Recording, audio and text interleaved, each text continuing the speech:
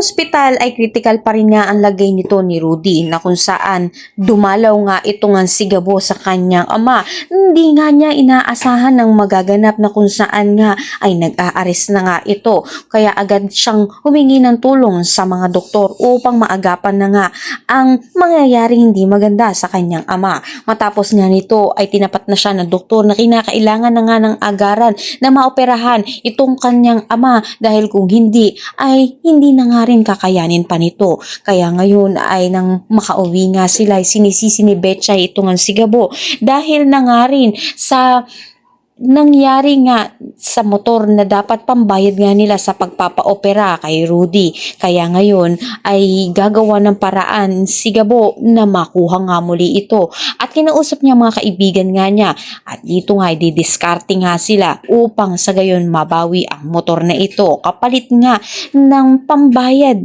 sa pagpapaopera sa kanyang ama. Magagawa nga nila ito sa pagtutulungan nilang magkakaibigan. Sa kabilang banda naman nga ay interesado nga ito nga si Sam na mahanap itong si Gabo dahil ito nga ang naging dahilan kung bakit nagulo ang kanilang misyon at hindi niya alam kung bakit nga ba palagi silang nakikita sa mga misyon na kanyang ginagawa. Kaya naman pakatutukan nga natin kung muli nga bang magtatagpo at magkakausap si Sam at itong nga si Gabo sa kanilang misyon na kung saan iisa nga lang at magtulungan na nga lang sila. Kaya naman pakatutukan natin ang lahat ng yan. Maraming salamat sa iyong panood.